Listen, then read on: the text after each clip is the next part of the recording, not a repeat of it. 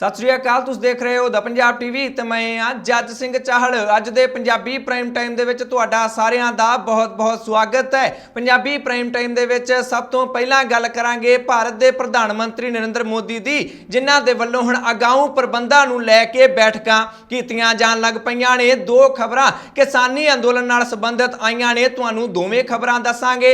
12वीं दे बोर्ड दे पेपरां नूं लैके केंद्रीय सिੱਖਿਆ मंत्री दे वल्लों एक बैठक कीती गई है। उस दे की फैसले ले गए ने उस बारे भी तुहानूं दस्सांगे।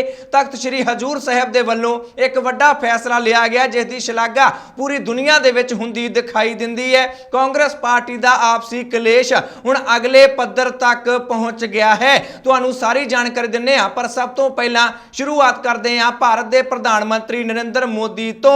पंजाबी दी एक कहावत है कि दुध दा सड़िया लस्सी नूं भी फूका मार मार के पींदा है, अते इस वेले अजिहे हालात भारत सरकार दे बनदे दिखाई दिंदे ने। भारत सरकार ते पूरी दुनिया दे विच ये वड्डा इल्जाम लग रहा है कि कोरोना दी दूजी लहर नूं इन्हां ने सीरीयसली नहीं लिया, गंभीरता नाल नहीं लिया। इसे करके ही भारत दे विच कोरोना दी दूजी लहर ने तहलका मचा के रख दिता है। अगाऊं प्रबंध भारत सरकार दे वल्लों नहीं कीते गए सन, अते हुण इसे गल नूं लैके ही भारत दे प्रधान मंत्री नरेंद्र मोदी दे वल्लों जिहड़ियां समस्यावां अगे भविख विच आउण वालीआं ने उन्हां नूं लैके हुण अगाऊं प्रबंधां दे लई मीटिंगां कीतीआं जाण लग पईआं ने। ताउते तूफान ने भारत दे बहुत सारे सूबिआं नूं हिट कीता, बहुत वड्डे पद्धर ते जानी अते माली नुकसान भी कर दिता। अते हुण मौसम विभाग दे वल्लों एक होर भविखबाणी कीती गई है कि यास नां दा तूफान बंगाल दी खाड़ी दे विच उठ सकदा है, जो कि भारत दे काफी सूबिआं नूं नुकसान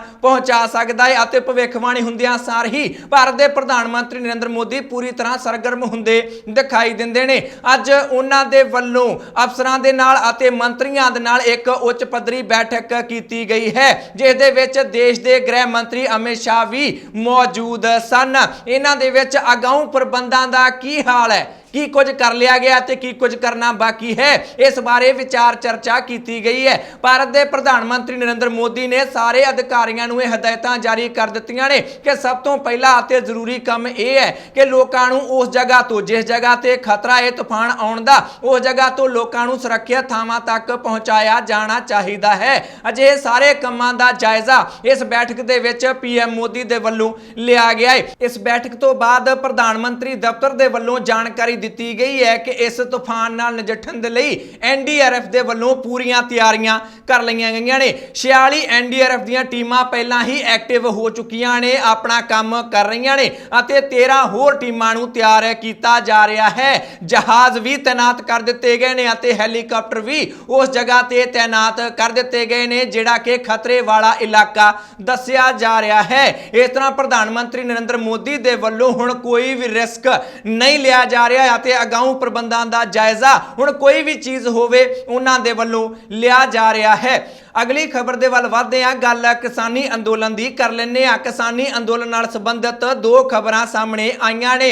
26 मई नूं किसानां नूं दिल्ली दे बार्डरां ते पहुंचिया 6 महीने पूरे हो जाने ने। उधर मोदी सरकार नूं भी 26 मई नूं 7 साल सत्ता दे विच आया हो जाने ने अते इसे दिन नूं ही काले दिवस वजों मनाउण दा ऐलान किसानां दे वल्लों कर दिता गया है अते इस दिहाड़े नूं मनाउण दे लई हुण दिल्ली दे बार्डरां ते किसानां दी संख्या लगातार वधदी दिखाई दिंदी है। हरियाणा दे किसान आगू गुरनाम सिंह चड़ूनी दी अगवाई दे विच हज़ारां गड्डियां दा काफला हरियाणा तो सिंघू बार्डर तक पहुंच गया है, जिसने कि सिंघू बार्डर ते किसानां दी गिणती काफ़ी वधा दित्ती है। जेकर पंजाब दीआं जथेबंदियां दी गल करिए तां भारतीय किसान यूनियन एकता उगराहां दे वल्लों भी अज एक वड्डा ऐलान कर दिता गया कि हर एक ऐतवार पंजाब तो किसानां दा एक जत्था दिल्ली दे बार्डरां ते लगे धरनियां दे विच जाया करेगा, जिसदी शुरुआत अज कर दी गई है। अते वो कहंदे ने कि दिल्ली दे बार्डरां ते लगातार गिणती वधाई जाएगी तां जो वध तो वध दबाव मोदी सरकार ते बनाया जा सके अते अपनियां मंगां नूं मनवाया जा सके। संयुक्त किसान मोर्चे दे वल्लों एक चिट्ठी भारत दे प्रधानमंत्री नरेंद्र मोदी नूं लिखी गई है, जिस दे विच एक बार फिर तो गलबात दा दौर शुरू करन दी अपील की गई है। किसान आगू राकेश टिकैत अज मोहाली पहुंचे सन अते इत्थे पहुंच के उन्हां ने यह चिट्ठी लिखण दा कारण ਕਾਰਨ ਦੱਸਿਆ है। वो कहते हैं कि केंद्र सरकार दे वल्लों बिल्कुल किसानी अंदोलन नूं इग्नोर किया जा रहा है, इस करके केंद्र सरकार नूं जगाउण दे लई साडे वल्लों ये चिट्ठी लिखी गई है। नाल दी नाल उन्होंने यह भी कह दिता कि साडे अंदोलन नूं तां अजे 6 महीने होए ने। आज़ादी दा अंदोलन 90 साल तक चलिया सी, जिन्ना भी लंबा अंदोलन चलाउणा पिया असीं इस अंदोलन नूं चलावांगे। बहुत वड्डा दावा राकेश टिकैत दे वल्लों यह भी कर दिता गया है कि 26 तरीक हर एक महीने आउंदी रहनी है अते ट्रैक्टर परेड वर्गा कोई वड्डा ऐलान साडे वल्लों आउण वाले दिनां विच कीता जा सकदा है, क्योंकि जेकर 26 तरीक हर एक महीने आउणी है तां साडे ट्रैक्टर भी ओही ने, कोई वड्डा ऐलान कर सकदे हां। जिहे संकेत राकेश टिकैत दे वल्लों दे दित्ते गए ने।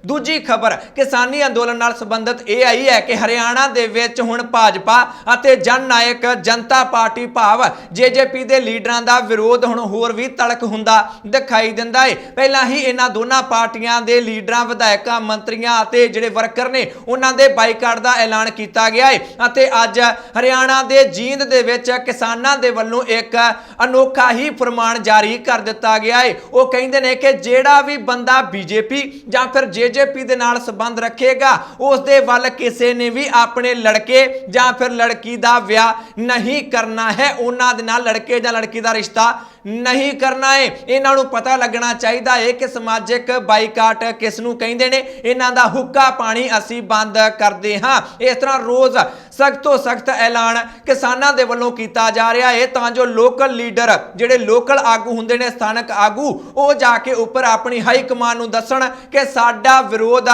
बड़े जबरदस्त तरीके नाल किसानां दे वल्लों कीता जा रहा है, किसानां दीयां मंगां मन्नियां जाणियां चाहीदियां ने। पर स्थानक आगू फिलहाल हाई कमान दे अगे बेवस दिखदे दिखाई दिंदे ने अते हरियाणा दे विच लगातार विरोध होर भी सख्त तो सख्त हुंदा दिखाई दिंदा है। अगली खबर दे वल वधदे हां जिहड़ी कि 12वीं दे बोर्ड दे पेपरां दे नाल प्रीखिया दे नाल जुड़ी हुई है। केंद्रीय सिक्ख्या मंत्री रमेश पोखरियाल दे वल्लों अज सूबियां दे सिक्ख्या मंत्रियां दे नाल एक बैठक कीती गई है तां जो CBSE दे 12वीं दे पेपरां बारे सारियां दी राय लई जा सके कि कदों करवाए जाने चाहिए ने, करवाए भी जाने चाहिए ने जां फिर नहीं। अते इस बैठक तो बाद हुण खबरां इह आ रहीआं ने कि जून दे आखिरी हफ्ते CBSE दे 12वीं दे बोर्ड दे पेपर करवाए जा सकते ने। लगभग सारे ही सूबे इस गल नूं लैके सहमत ने कि जून के आखिरी हफ्ते CBSE दे 12वीं दे पेपर करवाए जा सकते हैं, पर दिल्ली सरकार उतों के सिक्ख्या मंत्री मनीष सिसोदिया इस नाल सहमत होंदे दिखाई नहीं दिंदे। दरअसल बैठक तो बाद खबरां ये सामने आ रही ने कि जून के आखिरी हफ्ते दे विच 12वीं दे पेपर करवाए जा सकते हैं, पर इस दे विच पूरी शीट नहीं भरनी पेगी। ऑब्जेक्टिव टाइप सवाल हो सकते हैं, प्रश्न हो सकते हैं, भाव जेकर एक प्रश्न होएगा उस दे लई 3 ਜਾਂ 4 ऑप्शन दिते जाणगे, उन्हां दे विचों एक नूं सिर्फ टिक ही करना होएगा। इस मीटिंग दे विच अजिहियां खबरां निकल के सामने आउंदियां दिखाई दिंदियां ने। जिन्ने भी सेंटर बनाए जाणगे पहली गल तां इह कि कहिंदे ने जिहड़ा होम स्कूल हुंदा है, जिहड़ा अपना स्कूल है बच्चों का, उसे नूं ही पेपरां दा सेंटर बना दिता जाना चाहिए है। दूजे सेंटरां दे विच नहीं भेजिया जाना चाहिए अते जिहड़ा पेपर आएगा, जिहड़ा प्रश्न पत्र आएगा उस नूं ई पेपर वजों भेजिया जावेगा अते पासवर्ड ला के उसनूं लॉक कीता होवेगा। ये सब तैयारियां करन दीयां खबरां केंद्रीय सिक्ख्या मंत्रालय दे वल्लों सामने आउंदियां दिखाई दिंदियां ने। फिलहाल केंद्रीय सिक्ख्या मंत्री रमेश पोखरियाल दे वल्लों सारे सूबियां नूं 25 मई तक लिखती अपने सुझाव देने की अपील कर दी गई है। दिल्ली सरकार क्यों नहीं मन रही है? मनीष सिसोदिया का कहना है कि जिन्नी देर तक असीं कोरोना का टीका सारियां नूं नहीं ला दिंदे उन्नी देर तक पेपर नहीं करवाए जाने चाहिए। इस दे नाल बच्चों की जान नूं खतरे दे विच पाया जा सकता है। सिसोदिया दावा करते हैं कि 12वीं दे विच 95% के करीब बच्चे अजिहे ने जिन्हां दी उम्र 18 साल नहीं है अते इस वेले भारत दे विच 18 साल तो उपर वालियां नूं ही टीके लाए जा रहे हैं। इस करके टीकियां तो बिना बच्चों के पेपर लेना खतरे तो खाली नहीं हो सकता है। जेकर गल करिए कांग्रेस पार्टी के जनरल सकत्तर प्रियंका गांधी दी तां उन्हां दे वल्लों भी यही गल कही जा रही है कि जदों पीक ते पहुंचा होया है कोरोना तां इस वेले 12वीं दे पेपर नहीं ले जाने चाहिए। केंद्र सरकार नूं इस बारे सोचना चाहिए है। पर फिलहाल केंद्रीय सिक्ख्या मंत्रालय दे वल्लों CBSE CBSE ਦੇ 12ਵੀਂ ਦੇ ਪੇਪਰਾਂ ਨੂੰ ਲੈ ਕੇ ਕੋਈ ਵੀ ਸਪਸ਼ਟ ਫੈਸਲਾ ਨਹੀਂ ਲਿਆ ਗਿਆ ਹੈ। ਆਉਣ ਵਾਲੇ ਦਿਨਾਂ ਦੇ ਵਿੱਚ 12ਵੀਂ ਦੇ ਪੇਪਰਾਂ ਦੀਆਂ ਤਰੀਕਾਂ ਦਾ ਐਲਾਨ ਕੇਂਦਰੀ ਸਿੱਖਿਆ ਮੰਤਰਾਲੇ ਦੇ ਵੱਲੋਂ ਕੀਤਾ ਜਾ ਸਕਦਾ ਹੈ। ਉਦੋਂ ਹੀ ਪੁਸ਼ਟੀ ਹੋਏਗੀ ਕਿ ਹਾਂ ਜੂਨ ਦੇ ਆਖਰੀ ਹਫਤੇ CBSE ਦੇ 12ਵੀਂ ਦੇ ਬੋਰਡ ਦੇ ਪੇਪਰ ਹੋਣੇ ਨੇ ਜਾਂ ਫਿਰ ਨਹੀਂ। ਜੇਕਰ ਗੱਲ ਕਰੀਏ ਪੰਜਾਬ ਸਕੂਲ ਸਿੱਖਿਆ ਬੋਰਡ ਦੇ 12ਵੀਂ ਦੇ ਪੇਪਰਾਂ ਦੀ ਤਾਂ ਪੰਜਾਬ ਸਰਕਾਰ ਦੇ ਵੱਲੋਂ ਪੰਜਾਬ ਸਕੂਲ ਸਿੱਖਿਆ ਬੋਰਡ ਦੇ ਵੱਲੋਂ 12ਵੀਂ ਦੇ ਪੇਪਰਾਂ ਨੂੰ ਲੈ ਕੇ ਅਜੇ ਕੋਈ ਵੀ ਫੈਸਲਾ ਨਹੀਂ ਲਿਆ ਗਿਆ ਹੈ। ਸਿੱਖਿਆ ਮੰਤਰੀ ਨੇ ਕਹਿ ਦਿੱਤਾ ਹੈ ਕਿ ਜਦੋਂ ਵੀ ਫੈਸਲਾ ਲਵਾਂਗੇ ਉਸ ਤੋਂ ਕੋਈ ਦਿਨ ਪਹਿਲਾਂ ਬੱਚਿਆਂ ਨੂੰ ਜ਼ਰੂਰ ਦੱਸ ਦਿਆਂਗੇ, ਉਸ ਦਾ ਐਲਾਨ ਅਸੀਂ ਕਰ ਦਿਆਂਗੇ। ਪਰ ਫਿਲਹਾਲ ਪੰਜਾਬ ਬੋਰਡ ਦੇ 12ਵੀਂ ਦੇ ਪੇਪਰਾਂ ਨੂੰ ਲੈ ਕੇ ਅਜੇ ਕੋਈ ਵੀ ਫੈਸਲਾ ਪੰਜਾਬ ਸਰਕਾਰ ਦੇ ਵੱਲੋਂ ਨਹੀਂ ਲਿਆ ਗਿਆ ਹੈ। ਅਗਲੀ ਖਬਰ ਦੇ ਵੱਲ ਵਧਦੇ ਹਾਂ। ਗੱਲ ਜੇਕਰ ਕਰੋਨਾ ਦੇ ਕਰਕੇ ਪੇਪਰਾਂ ਦੇ ਲੇਟ ਹੋਣ ਦੀ ਕਰ ਰਹੇ ਹਾਂ ਤਾਂ ਕਰੋਨਾ ਇਸ ਵੇਲੇ ਪੂਰੇ ਦੇਸ਼ ਦੇ ਵਿੱਚ ਬਰਕਰਾਰ ਹੈ। ਭਾਵੇਂ ਕਿ ਕੇਸ ਪਹਿਲਾਂ ਨਾਲੋਂ ਘਟੇ ਨੇ, ਕੁਝ ਘਟ ਕੇਸ ਆ ਰਹੇ ਨੇ 2-2.5 ਲੱਖ ਦੇ ਕਰੀਬ ਹੁਣ ਨਵੇਂ ਕੇਸ 24 ਘੰਟਿਆਂ ਦੇ ਵਿੱਚ ਸਾਹਮਣੇ ਆਉਂਦੇ ਦਿਖਾਈ ਦਿੰਦੇ ਨੇ। ਇਸ ਦੇ ਬਾਵਜੂਦ ਦੇਸ਼ ਦੇ ਹਸਪਤਾਲਾਂ ਦਾ ਬਹੁਤ ਮੰਦਾ ਹਾਲ ਹੈ। ਪਰ ਇਸ ਸਭ ਦੇ ਵਿੱਚ ਜਿਹੜਾ ਇਸ ਵੇਲੇ ਮਹਾਮਾਰੀ ਦਾ ਦੌਰ ਹੈ, ਇਸ ਸਭ ਦੇ ਵਿੱਚ ਤਖਤ ਸ੍ਰੀ ਹਜ਼ੂਰ ਸਾਹਿਬ ਨਾਂਦੇੜ ਸਾਹਿਬ ਦੇ ਵੱਲੋਂ ਇੱਕ ਬਹੁਤ ਵੱਡਾ ਫੈਸਲਾ ਲੈ ਲਿਆ ਗਿਆ ਹੈ, ਜਿਸ ਦੀ ਕਿ ਪੂਰੀ ਦੁਨੀਆ ਦੇ ਵਿੱਚ ਸ਼ਲਾਘਾ ਹੁੰਦੀ ਦਿਖਾਈ ਦਿੰਦੀ ਹੈ। ਦਰਅਸਲ ਸ੍ਰੀ ਹਜ਼ੂਰ ਸਾਹਿਬ ਦੇ ਜਥੇਦਾਰ ਕੁਲਵੰਤ ਸਿੰਘ ਦੇ ਵੱਲੋਂ ਇੱਕ ਵੱਡਾ ਐਲਾਨ ਕੀਤਾ ਗਿਆ ਹੈ ਕਿ ਗੁਰਦੁਆਰਾ ਸਾਹਿਬ ਨੂੰ ਪਿਛਲੇ 50 ਸਾਲਾਂ ਦੇ ਵਿੱਚ ਜਿੰਨਾ ਵੀ ਸੋਨਾ ਭੇਟਾਂ ਦੇ ਵਜੋਂ ਮਿਲਿਆ ਹੈ ਉਹ ਸਾਰਾ ਸੋਨਾ ਦਾਨ ਕਰ ਦਿੱਤਾ ਜਾਵੇਗਾ ਅਤੇ ਉਸ ਸੋਨੇ ਦੇ ਹਸਪਤਾਲ ਬਣਾਏ ਜਾਣਗੇ। ਸੋਨੇ ਦੇ ਪੈਸਿਆਂ ਦੇ ਹਸਪਤਾਲ ਬਣਾਏ ਜਾਣੇ ਚਾਹੀਦੇ ਨੇ, ਮੈਡੀਕਲ ਕਾਲਜ ਬਣਾਏ ਜਾਣੇ ਚਾਹੀਦੇ ਨੇ। ਜਥੇਦਾਰ ਸਾਹਿਬ ਇਹ ਦਾਅਵਾ ਕਰਦੇ ਨੇ ਕਿ ਨਾਂਦੇੜ ਸਾਹਿਬ ਦੇ ਲੋਕਾਂ ਨੂੰ ਆਪਣਾ ਇਲਾਜ ਕਰਵਾਉਣ ਲਈ ਜਾਂ ਤਾਂ ਹੈਦਰਾਬਾਦ ਜਾਣਾ ਪੈਂਦਾ ਹੈ ਜਾਂ ਫਿਰ ਮੁੰਬਈ ਦੇ ਹਸਪਤਾਲਾਂ ਦੇ ਵਿੱਚ ਜਾਣਾ ਪੈਂਦਾ ਹੈ। ਜੇਕਰ ਚੰਗੇ ਹਸਪਤਾਲ ਨਾਂਦੇੜ ਸਾਹਿਬ ਦੇ ਵਿੱਚ ਹੀ ਬਣ ਜਾਣਗੇ ਤਾਂ ਲੋਕਾਂ ਨੂੰ ਬਾਹਰ ਨਹੀਂ ਜਾਣਾ ਪਵੇਗਾ ਅਤੇ ਉਹਨਾਂ ਦਾ ਇਲਾਜ ਇੱਥੇ ਹੀ ਹੋ ਸਕੇਗਾ। ਜਥੇਦਾਰ ਸਾਹਿਬ ਤਾਂ ਇਹ ਵੀ ਦਾਅਵਾ ਕਰਦੇ ਨੇ ਕਿ ਬਹੁਤ ਸੋਨੇ ਦੀਆਂ ਪਰਤਾਂ ਅਸੀਂ ਗੁਰਦੁਆਰਿਆਂ ਤੇ ਚੜਾ ਲਈਆਂ ਨੇ, ਹੁਣ ਲੋਕਾਂ ਦੀ ਭਲਾਈ ਦਾ ਸਮਾਂ ਹੈ, ਮਹਾਮਾਰੀ ਦਾ ਦੌਰ ਹੈ ਅਤੇ ਵੱਧ ਤੋਂ ਵੱਧ ਭਲਾਈ ਕੀਤੀ ਜਾਣੀ ਚਾਹੀਦੀ ਹੈ। ਉਹ ਤਾਂ ਕਹਿੰਦੇ ਨੇ ਕਿ ਮੈਡੀਕਲ ਕਾਲਜ ਬਣਾਏ ਜਾਣੇ ਚਾਹੀਦੇ ਨੇ ਤਾਂ ਜੋ ਸਿੱਖ ਬੱਚੇ ਉਹਨਾਂ ਦੇ ਵਿੱਚ ਪੜ੍ਹ ਕੇ ਵੱਡੇ ਵੱਡੇ ਅਹੁਦਿਆਂ ਤੇ ਪਹੁੰਚ ਕੇ ਲੋਕਾਂ ਦੀ ਸੇਵਾ ਕਰ ਸਕਣ। ਤਾਂ ਹੀ ਗੁਰੂ ਗੋਬਿੰਦ ਸਿੰਘ ਜੀ ਖੁਸ਼ ਹੋਣਗੇ ਕਿ ਮੇਰੇ ਸਿੱਖ ਇੱਕ ਤਾਂ ਵੱਡੇ ਅਹੁਦਿਆਂ ਤੇ ਲੱਗੇ ਹੋਏ ਨੇ ਅਤੇ ਦੂਜਾ ਮਨੁੱਖਤਾ ਦੀ ਸੇਵਾ ਕਰ ਰਹੇ ਨੇ। ਇਸੇ ਕਰਕੇ ਹੀ ਸਾਡੇ ਵੱਲੋਂ ਇਹ ਬਹੁਤ ਵੱਡਾ ਫੈਸਲਾ ਲਿਆ ਗਿਆ ਹੈ ਕਿ ਪਿਛਲੇ 50 ਸਾਲਾਂ ਦੇ ਵਿੱਚ ਜਿੰਨਾ ਵੀ ਸੋਨਾ ਭੇਟਾ ਦੇ ਵਜੋਂ ਤੱਕ ਸ੍ਰੀ ਹਜ਼ੂਰ ਸਾਹਿਬ ਨੂੰ ਮਿਲਿਆ ਹੈ ਉਹ ਸਾਰਾ ਹੀ ਦਾਨ ਕਰ ਦਿੱਤਾ ਜਾਵੇਗਾ। ਉਸ ਦੇ ਹਸਪਤਾਲ ਅਤੇ ਮੈਡੀਕਲ ਕਾਲਜ ਬਣਾਏ ਜਾਣਗੇ। ਤੱਕ ਸ੍ਰੀ ਹਜ਼ੂਰ ਸਾਹਿਬ ਦੇ ਪ੍ਰਬੰਧਕਾਂ ਦੇ ਵੱਲੋਂ ਜੋ ਇਹ ਫੈਸਲਾ ਲਿਆ ਗਿਆ ਹੈ ਪੂਰੀ ਦੁਨੀਆ ਦੇ ਵਿੱਚ ਲੋਕਾਂ ਦੇ ਵੱਲੋਂ ਸੋਸ਼ਲ ਮੀਡੀਆ ਤੇ ਖਾਸ ਤੌਰ ਤੇ ਇਸ ਦੀ ਸ਼ਲਾਘਾ ਕੀਤੀ ਜਾ ਰਹੀ ਹੈ ਕਿ ਇਸ ਨੂੰ ਇਤਿਹਾਸਕ ਫੈਸਲਾ ਵੀ ਕਈ ਲੋਕਾਂ ਦੇ ਵੱਲੋਂ ਸੋਸ਼ਲ ਮੀਡੀਆ ਤੇ ਦੱਸਿਆ ਜਾ ਰਿਹਾ ਹੈ। ਅਗਲੀ ਖਬਰ ਦੇ ਵੱਲ ਵਧਦੇ ਹਾਂ। ਗੱਲ ਪੰਜਾਬ ਦੇ ਕਰੋਨਾ ਦੇ ਹਾਲਾਤ ਦੀ ਕਰ ਲੈਂਦੇ ਆ। ਪੰਜਾਬ ਦੇ ਵਿੱਚ ਵੀ ਕੇਸ ਕੁਝ ਘਟਦੇ ਦਿਖਾਈ ਦਿੰਦੇ ਨੇ। ਪਿਛਲੇ 24 ਘੰਟਿਆਂ ਦੇ ਵਿੱਚ ਵੀ ਜਿੰਨੇ ਨਵੇਂ ਕੇਸ ਆਏ ਨੇ ਉਹਨਾਂ ਤੋਂ ਵਧੇਰੇ ਲੋਕ ਠੀਕ ਹੋ ਕੇ ਆਪੋ ਆਪਣੇ ਘਰਾਂ ਨੂੰ ਜਾ ਚੁੱਕੇ ਨੇ। ਪਰ ਫਿਲਹਾਲ ਵੈਕਸੀਨ ਦੀ ਘਾਟ ਪੰਜਾਬ ਦੇ ਵਿੱਚ ਰੜਕਦੀ ਦਿਖਾਈ ਦਿੰਦੀ ਹੈ। ਕੇਂਦਰ ਸਰਕਾਰ ਨੇ ਪੰਜਾਬ ਦੇ ਅੱਗੇ ਲਗਭਗ ਹੱਥ ਖੜੇ ਕਰ ਦਿੱਤੇ ਸਨ ਤਾਂ ਪੰਜਾਬ ਸਰਕਾਰ ਨੇ ਇੱਕ ਵੱਡਾ ਫੈਸਲਾ ਲਿਆ ਸੀ ਕਿ ਅਸੀਂ ਸਿੱਧਾ ਦੂਜੇ ਮੁਲਕਾਂ ਤੋਂ ਹੀ ਆਪੇ ਵੈਕਸੀਨ ਮੰਗਾ ਲੈਂਦੇ ਆ ਅਤੇ ਆਰਡਰ ਦਿੱਤੇ ਗਏ ਸਨ। ਪਰ ਪੰਜਾਬ ਸਰਕਾਰ ਨੂੰ ਇੱਕ ਵੱਡਾ ਝਟਕਾ ਅਮਰੀਕੀ ਦਵਾਈ ਨਿਰਮਾਤਾ ਕੰਪਨੀ ਮੋਡਰਨਾ ਦੇ ਵੱਲੋਂ ਦਿੱਤਾ ਗਿਆ ਹੈ। ਉਹਨਾਂ ਨੇ ਸਾਫ਼ ਇਨਕਾਰ ਕਰ ਦਿੱਤਾ ਹੈ। ਉਹ ਕਹਿੰਦੇ ਨੇ ਕਿ ਅਸੀਂ ਸਿਰਫ ਭਾਰਤ ਸਰਕਾਰ ਦੇ ਨਾਲ ਹੀ ਰਾਬਤਾ ਕਾਇਮ ਕਰ ਸਕਦੇ ਹਾਂ।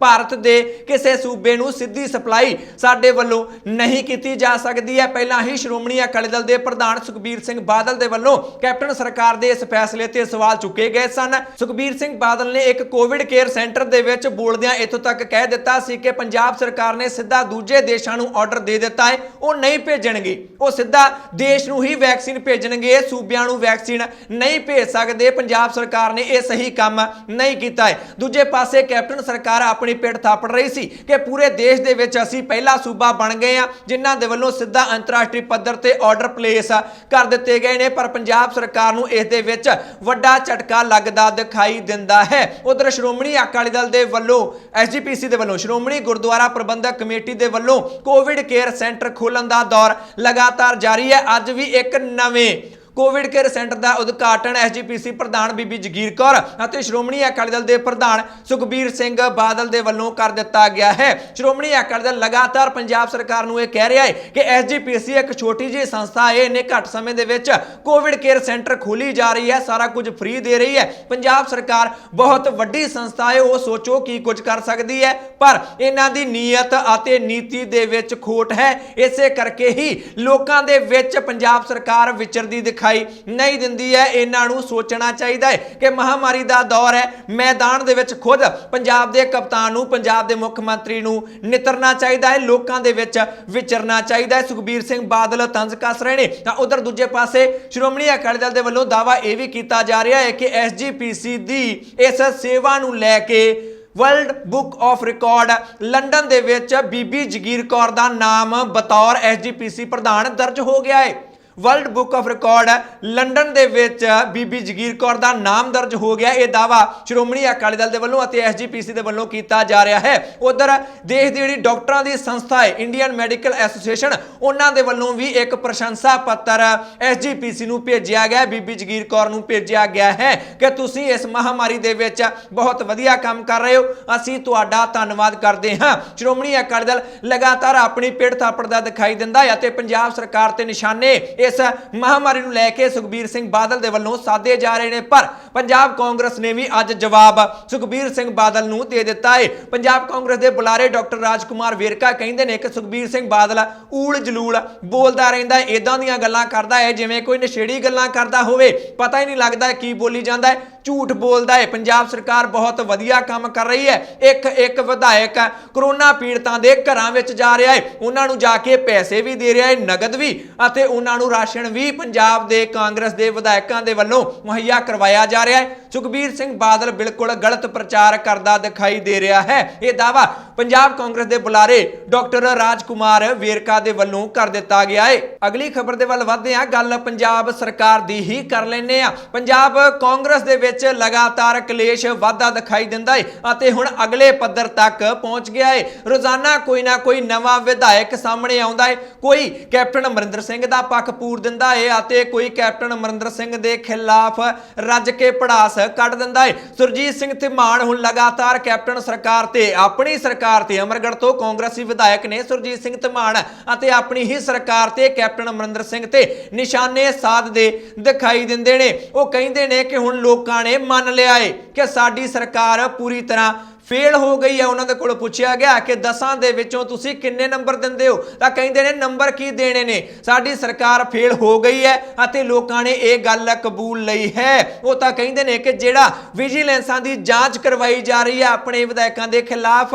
ਮੈਨੂੰ ਲੱਗਦਾ ਹੈ, ਸੁਰਜੀਤ ਧੀਮਾਨ ਕਹਿੰਦੇ ਨੇ, ਮੈਨੂੰ ਲੱਗਦਾ ਹੈ ਕਿ ਉਹ ਵਿਧਾਇਕ ਸੱਚ ਬੋਲ ਰਹੇ ਨੇ, ਸਿੱਧੂ ਵਰਗੇ, ਪ੍ਰਗਟ ਸਿੰਘ ਵਰਗੇ, ਚਰਨਜੀਤ ਸਿੰਘ ਚੰਨੀ ਵਰਗੇ, ਅਤੇ ਸੱਚ ਦੀ ਆਵਾਜ਼ ਨੂੰ ਦਬਾਉਣ ਦੀ ਕੋਸ਼ਿਸ਼ ਪੰਜਾਬ ਦੇ ਮੁੱਖ ਮੰਤਰੀ ਦੇ ਵੱਲੋਂ ਕੀਤੀ ਜਾ ਰਹੀ ਹੈ, ਪਰ ਸੱਚ ਦਬਾਇਆ ਨਹੀਂ ਦਬਦਾ। ਕੈਪਟਨ ਸਾਹਿਬ ਅਜਿਹੀ ਸ਼ਬਦਾਵਲੀ ਸੁਰਜੀਤ ਧੀਮਾਨ ਦੇ ਵੱਲੋਂ ਕਾਂਗਰਸੀ ਵਿਧਾਇਕ ਦੇ ਵੱਲੋਂ ਆਪਣੇ ਹੀ ਮੁੱਖ ਮੰਤਰੀ ਦੇ ਖਿਲਾਫ ਵਰਤੀ ਜਾ ਰਹੀ ਹੈ। ਉਹ ਕਹਿੰਦੇ ਨੇ ਮੈਨੂੰ ਪਤਾ ਹੈ ਮੇਰੇ ਤੇ ਵੀ ਕਾਰਵਾਈ ਹੋ ਸਕਦੀ ਹੈ, ਪਰ ਸੱਚ ਹੈ, ਮੈਂ ਕਿਉਂ ਡਰਾਂ, ਮੈਂ ਤਾਂ ਬੋਲਾਂਗਾ। ਇੱਕ ਦਾਅਵਾ ਉਹਨਾਂ ਨੇ ਹੋਰ ਵੀ ਕਰ ਦਿੱਤਾ ਹੈ, ਇੱਕ ਇੰਟਰਵਿਊ ਦੇ ਰਹੇ ਸਨ ਕਿਸੇ ਚੈਨਲ ਨੂੰ, ਤੇ ਕਹਿੰਦੇ ਨੇ ਕਿ ਜੇਕਰ ਕੈਪਟਨ ਅਮਰਿੰਦਰ ਸਿੰਘ ਦੀ ਅਗਵਾਈ ਦੇ ਵਿੱਚ ਕਾਂਗਰਸ ਪਾਰਟੀ 22 ਦੀਆਂ ਚੋਣਾਂ ਲੜਦੀ ਹੈ, ਸਰਕਾਰ ਨਹੀਂ ਬਣਨੀ। ਪਤਾ ਲੱਗ ਹੀ ਰਿਹਾ ਹੈ ਜੋ ਹਾਲਾਤ ਨੇ ਇਸ ਵੇਲੇ ਪੰਜਾਬ ਦੇ ਅਤੇ ਕੈਪਟਨ ਅਮਰਿੰਦਰ ਸਿੰਘ ਦੇ। ਪੁੱਛਿਆ ਗਿਆ ਜੇਕਰ ਨਵਜੋਤ ਸਿੰਘ ਸਿੱਧੂ ਨੂੰ ਅੱਗੇ ਕੀਤਾ ਜਾਂਦਾ ਹੈ ਤਾਂ ਫਿਰ ਕਹਿੰਦੇ ਹਾਂ, ਲੋਕ ਸੋਚਦੇ ਨੇ ਕਿ ਨਵਜੋਤ ਸਿੱਧੂ ਪੰਜਾਬ ਦਾ ਮੁੱਖ ਮੰਤਰੀ ਹੋਣਾ ਚਾਹੀਦਾ ਹੈ, ਫਿਰ ਅਸੀਂ ਲੜਾਈ ਦੇ ਵਿੱਚ ਹੋ ਸਕਦੇ ਹਾਂ, ਮੁਕਾਬਲਾ ਦੇ ਸਕਦੇ ਹਾਂ। ਪਰ ਜੇਕਰ ਕੈਪਟਨ ਅਮਰਿੰਦਰ ਸਿੰਘ ਅਗਵਾਈ ਕਰਨਗੇ ਤਾਂ ਲੱਗਦਾ ਨਹੀਂ ਕਿ ਕਾਂਗਰਸ ਪਾਰਟੀ ਮੁਕਾਬਲੇ ਦੇ ਵਿੱਚ ਵੀ ਹੋਏਗੀ।